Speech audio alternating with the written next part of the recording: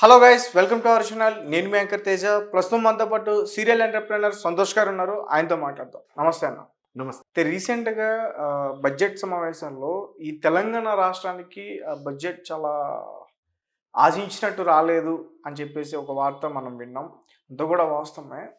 అయితే ఈ అసంతృప్తితో ఉన్న ఈ తెలంగాణ కాంగ్రెస్ గవర్నమెంట్కి అక్కడ రైల్వే మినిస్టర్ ఈ తెలంగాణ మొత్తం కూడా ఒక రింగ్ రైల్వేని అనౌన్స్ చేసినట్టు వార్త వినిపించింది. ఇదంతా కూడా వాస్తవమేనా? అది రావడం వల్ల ఎటువంటి యూజ్ ఉంటుంది? మనము ఈ సెంట్రల్ గవర్నమెంట్ రీసెంట్ ఏదైతే బడ్జెట్ అనౌన్స్మెంట్ గురించి చూసుకుంటే, నేను ఇంతకుముందు మన ఇంటర్వ్యూలో కూడా మాట్లాడాను. ఏదైతే ఆంధ్రప్రదేశ్కి ఆశించినంత అవకాశాలు వచ్చినాయి అని చెప్పేసి, లైక్ ఏంటి అని అంటే వాళ్ళు అంటే అక్కడ కూటమి ప్రభుత్వం ఉండడం కారణంగా ఏంటి అని అంటే వాళ్ళు పెద్దగా లాబియింగ్ చేయకపోయినా కూడా వాళ్ళకి మంచి రిజల్ట్స్ వచ్చినాయి అని చెప్పేసి మనం ఆల్రెడీ మాట్లాడుకున్నాం. అదేవిధంగా ఇక్కడ ఏమైంది అని అంటే, ఈవెన్ తెలంగాణలో కాంగ్రెస్ గవర్నమెంట్ ఉంది, సెంట్రల్లో వచ్చేసి ఎన్డీఏ ప్రభుత్వం ఉంది. దాని కారణంగా ఏంటి అని అంటే ఇక్కడ రిజల్ట్స్ విషయంలో అంటే ఏది కేటాయింపుల విషయంలో తెలంగాణకి మొండి చేయి చూపించే అవకాశాలు ఉన్నాయని చెప్పేసి విశ్లేషకులు ఆల్రెడీ కొంత చెప్తూ వచ్చారు. అదే విధంగా ఏంటి అంటే పెద్ద అనౌన్స్మెంట్స్ ఏమీ జరగలేదు ఏది బడ్జెట్ లో.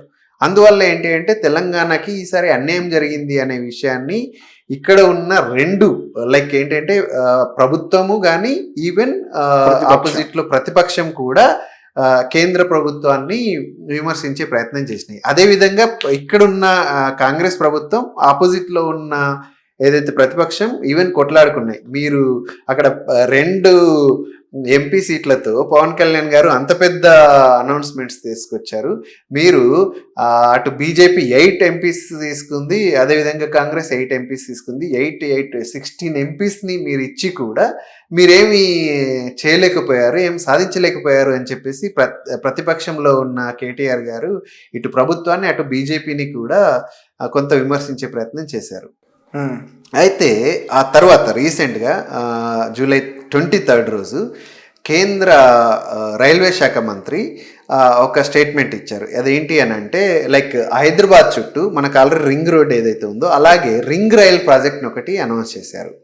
అయితే ఈ ప్రాజెక్ట్ని మనం ఈవెన్ దేశంలోనే మొట్టమొదటి ప్రాజెక్ట్ లాగా కూడా అభివర్ణించవచ్చు. ఇలాంటి ప్రాజెక్టు మీకు వేరే దగ్గర ఎక్కడా కూడా ఏ సిటీలో కూడా ఇలాంటి ప్రాజెక్ట్ లేదు. ఇక్కడ మాత్రమే వాళ్ళు కొత్తగా అనౌన్స్ చేశారు. సో ఈ ప్రాజెక్టుకి అంటే ఈసారి రైల్వేలో ఆల్మోస్ట్ ఒక 5,000 crores ఆఫ్ ఫండ్స్ని అలొకేట్ చేశారు తెలంగాణకి. దాంట్లో భాగంగా ఈ రైల్ ఏదైతే రింగ్ రైల్ ప్రాజెక్ట్ ఏదైతే ఉందో దాన్ని ఆయన అనౌన్స్ చేస్తే దానికి సంబంధించిన పూర్తి వివరాలు వెరీ సూన్ మేము క్లియర్గా ఇచ్చేస్తామని చెప్పేసి ఆయన అనౌన్స్ చేశారనమాట. అయితే దీని గురించి మాట్లాడుకోవాల్సి వస్తే ఓకే, ఈ రైల్ ప్రాజెక్ట్ రావడం వల్ల అంటే ఏది రింగ్ రైల్ ప్రాజెక్ట్ రావడం వల్ల తెలంగాణకి కానీ లేదంటే హైదరాబాద్కి ఏమి లాభం ఉండొచ్చు అనే విషయాన్ని మనం విశ్లేషణ చేయాల్సి వస్తే లైక్ ఏంటి అంటే లాస్ట్గా అంటే కొన్ని గత 1 సంవత్సర కాలంగా ఏంటి అంటే దట్టు పర్టికులర్గా రీసెంట్ ఏదైతే ఎలక్షన్ రిజల్ట్స్ వచ్చిందో తెలంగాణ స్టేట్ గవర్నమెంట్ కొత్త ఫామ్ అయిన తర్వాత హైదరాబాద్లో రియల్ ఎస్టేట్ పడిపోతూ వస్తుంది అనేది ఒక విమర్శ నడుస్తూ ఉంది. ఇన్ఫ్యాక్ట్ ఏంటంటే పెద్దగా ఏమీ అది జరగలేదు ఏది నిజంలోకి వెళ్లాల్సి వస్తే. కాకపోతే ఏంటంటే ఫ్లక్చుయేషన్స్ అయితే ఉంది రియల్ ఎస్టేట్ రంగంలో. యాక్చువల్గా ఏంటి అంటే ఎక్కడైనా తీసుకుంటే రియల్ ఎస్టేట్ రంగం స్ట్రాంగ్గా ఉన్నప్పుడు ఏమవుతుంది అని అంటే ఏది ఈ స్టేట్ కానీ అక్కడ ఆ ప్రాంతంలో కానీ విపరీతమైన ఇన్వెస్ట్మెంట్స్ పెరుగుతూ ఉంటాయి. రియల్ ఎస్టేట్ రంగం స్ట్రాంగ్గా ఉన్నప్పుడు మిగిలిన వాటిలో కూడా విపరీతమైన ఇన్వెస్ట్మెంట్స్ వచ్చే అవకాశం ఉంటుంది. అందుకే రియల్ ఎస్టేట్ రంగం ఎప్పుడైనా కూడా ఆరోగ్యకరంగా ఉండాలి అనేది మన ఫినాన్స్ ఎక్స్పర్ట్స్ చెప్తూ ఉంటారు. కానీ లాస్ట్ 1 year నుంచి కానీ లేదంటే రీసెంట్ ఎలక్షన్స్ రిజల్ట్స్ వచ్చిన తర్వాత కానీ రియల్ ఎస్టేట్లో వెనుకబడిపోతుంది అనే విమర్శలు నడుస్తూ ఉన్నాయి. అది న్యూస్లో వస్తూ ఉంది. సో దీని కారణంగా ఏంటి అంటే హైదరాబాద్ అభివృద్ధి తగ్గుముఖం పట్టే అవకాశం ఉంది అనేది కూడా కొంత విశ్లేషకుల వర్ణన. అయితే ఈ ప్రాజెక్ట్ రావడం వల్ల ఇప్పుడు మీరు చూస్తే గత కొన్ని ఏది మన రింగ్ రోడ్డు కారణంగా హైదరాబాద్లో యాక్చువల్లీ రియల్ ఎస్టేట్ భూమి బాగా పెరిగింది. రింగ్ రోడ్డుకి 5 కిలోమీటర్లు అవతల 5 కిలోమీటర్ల లోపల కూడా ఏంటి అంటే విపరీతమైన రియల్ ఎస్టేట్ ప్రాజెక్ట్స్ రావడం వల్ల ఏమైంది అంటే హైదరాబాద్ చుట్టూ కూడా విపరీతమైన అభివృద్ధి జరిగింది. దాని కారణంగా రియల్ ఎస్టేట్ చాలా చాలా లాభాల్లో నడిచింది. సో ఏంటంటే హైదరాబాద్ స్ప్రెడ్ అవుతా ఉంది, గ్రేటర్ హైదరాబాద్ రూపు దాల్చుకుంది. సో దాని కారణంగా ఏంటి అని అంటే మీకు రియల్ ఎస్టేట్ అభివృద్ధి విపరీతంగా జరుగుతూ ఉంది. అలానే ఇప్పుడు రైలు వ్యవస్థ కూడా వస్తే డెఫినెట్లీ ఏంటంటే అది ఇంకా ఎక్స్పాండ్ అయ్యే అవకాశాలు ఉంది.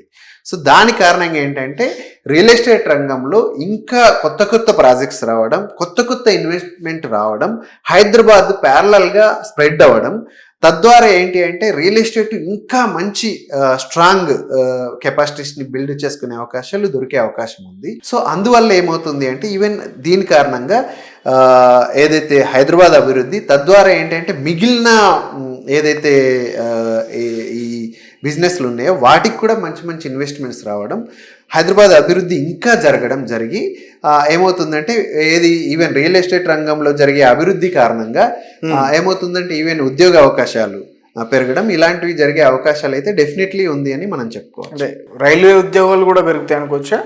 డెఫినెట్లీ ఏంటంటే ఇప్పుడు కొత్త ప్రాజెక్ట్ వస్తే డెఫినెట్లీ రైల్వే ఉద్యోగాలు పెరిగే అవకాశం ఉంటుంది. అదే విధంగా పెరిగినా కానీ ఇక్కడ తెలంగాణ యువతకి రాదు కదా, సెంట్రల్ గవర్నమెంట్ కదా. సెంట్రల్ గవర్నమెంట్ అయినా కూడా ఏంటంటే సెంట్రల్ గవర్నమెంట్ లో ఒక అంటే లోకల్ పర్సంటేజ్ కూడా ఉంది, లోకల్ రిజర్వేషన్ కూడా ఉంది. కాబట్టి ఇక్కడి వాళ్ళకి ఎంతో కొంత ఉపయోగం అయితే ప్రాధాన్యత అయితే ఉంటుంది. అదే విధంగా ఏంటి అంటే ఎక్కడైనా ఒక అభివృద్ధి జరుగుతున్నప్పుడు ఫర్ ఎగ్జాంపుల్ మీరు ఒక సింపుల్ ఎగ్జాంపుల్ చెప్తాను మీకేంటి అని అంటే షిరిడి విషయం మనం ఆలోచిద్దాం. షిరిడిలో ఒక టెంపుల్ మాత్రం ఉంటుంది, ఇంకేం ఉండదు. కానీ ఆ షిరిడి టెంపుల్ని బేస్ చేసుకొని అక్కడ ఏదైతే టూరిజం విపరీతమైన డెవలప్మెంట్ జరిగింది.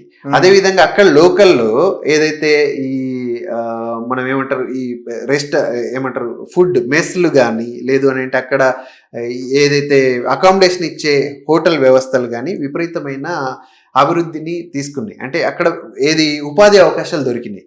అదేవిధంగా ఇప్పుడు ఈ ప్రాజెక్ట్ వస్తే దానికి ఆనుకొని విపరీతమైన అంటే చిన్న చిన్న ఏదైతే వర్గాల వారికి డెఫినెట్లీ ఉపాధి అవకాశాలు పెరిగే అవకాశం ఉంటుంది. అక్కడ ఏంటంటే కాంట్రాక్ట్స్ వస్తాయి, రైలు మార్గం వేసే ఇది ఉంటుంది. ఆ కాంట్రాక్టర్స్ ద్వారా అక్కడికి కొంత ఏదంటే ఇది వస్తూ ఉంటుంది, అక్కడ ఈ కార్మికుల్ని తీసుకొచ్చే అవకాశం ఉంటుంది. ఆ కార్మికులు రావడం వల్ల అక్కడ ఏంటి అని అంటే వాళ్ళకి కావాల్సిన ఫుడ్ అవసరాలు తీర్చడానికి ఒక చిన్న చిన్న టిఫిన్ సెంటర్స్ కానీ ఇట్లాంటివి పెట్టుకొని కొంతమంది ఉపాధి అవకాశాలని పొందే అవకాశం ఉంటుంది. అభివృద్ధి ఎక్కడైతే జరుగుతుందో అభివృద్ధి ఆ పర్టికులర్ రంగంలోనే కాదు, దాన్ని దానికి అనుసంధానమైన చిన్న చిన్న ఏదైతే ఇవి ఉంటాయో వాటిల్లో కూడా డెఫినెట్లీ అభివృద్ధి దొరికి వాళ్ళకు కూడా ఉపాధి అవకాశాలు దొరికే అవకాశం ఉంటుంది. సో ఎక్కడైతే ఈ రైల్ ఏమంటారు దీన్ని రింగ్ రైల్ ఏదైతే అనౌన్స్ చేస్తున్నారో అక్కడ ఇప్పుడు మనం ఇందాక మాట్లాడుకున్నట్టు రింగ్ రోడ్డుకు 5 కిలోమీటర్స్ అటు 5 కిలోమీటర్స్ ఇటు కూడా ఏదైతే అభివృద్ధి జరిగిందో ఈ రింగ్ రైల్కి కూడా 5 కిలోమీటర్స్ ప్యారలల్గా డెఫినెట్లీ అభివృద్ధి జరుగుతుంది. తద్వారా ఏంటంటే అక్కడ లోకల్లో ఉపాధి అవకాశాలు డెఫినెట్లీ పెరిగే అవకాశాలు ఉంటాయి. ఒక రకంగా తెలంగాణకి ఇది శుభవార్తనే చెప్పాలి. డెఫినెట్లీ ఏంటంటే బడ్జెట్ విషయాల్లో నిరాశపడినా కానీ బడ్జెట్లో కూడా ఏంటంటే చాలా విషయాల్లో ఏంటంటే కామన్గా వచ్చినాయి కానీ స్పెషల్ అనౌన్స్మెంట్స్ ఏం జరగలేదు అనేది అక్కడ ఒక డిస్కషన్ ఉంది.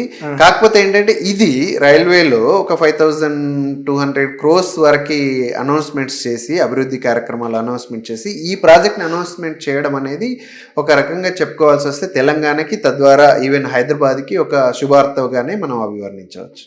ఓకే అన్న, thank you so much. Thank you.